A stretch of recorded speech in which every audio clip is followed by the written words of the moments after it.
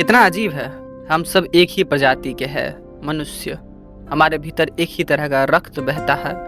हमारे शरीर की संरचनाएं भी एक जैसी ही है। हम सब के सब जन्मते हैं, जीते हैं और अंत में मरते हैं।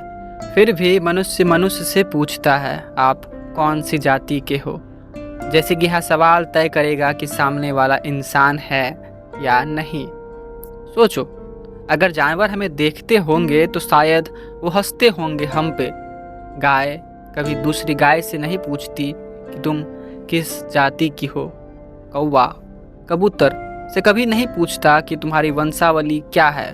पेड़ कभी दूसरे पेड़ से नहीं कहता कि तुम्हारा कुल कौन सा है।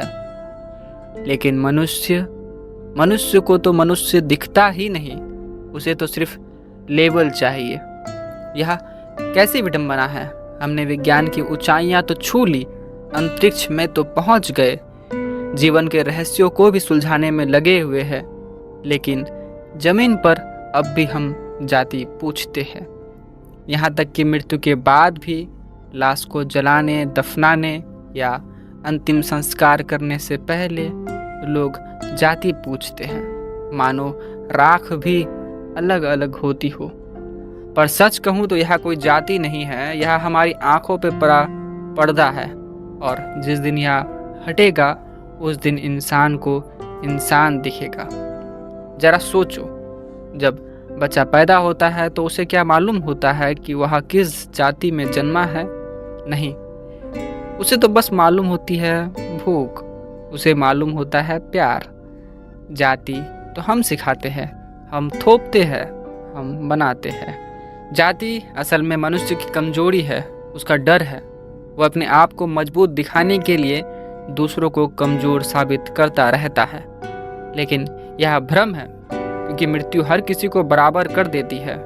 वो किसी से नहीं पूछती कि तुम किस जाति के हो। और आज की तो ये ज़रूरत भी है कि हम ये सवाल करना छोड़ दें, जाति का, धर्म का, नीच और ऊंच का, और सिर्फ एक ही सवाल पूछे, क्या तुम इंसान हो? अगर सामने वाला इंसान है तो बस वही काफ़ी है। उसकी जाति, उसका कुल, उसका धर्म, यह सब झूठे लेवल है। मानव जाति के होने के बावजूद भी मानव को मानव नहीं दिखता। लेकिन शायद अगर हम अपने भीतर झांके तो हमें एहसास होगा कि हम सब उसी मिट्टी के बने हैं और आखिरकार उसी मिट्टी में मिल जाएंगे। जाति नहीं टिकेगी, नाम भी नहीं टिकेगा, बस तुम्हारा इंसान होना टिकेगा। अगर इंसान को इंसान देखना सीख जाए तो यह दुनिया सचमुच स्वर्ग बन जाएगी। लेकिन जब तक वो जाति देखता रहेगा, यह धरती नर्क ही बनी रहेगी।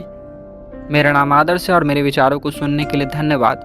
मैं कल फिर आऊँगा एक नए विचार के साथ। तब तक के लिए बाय।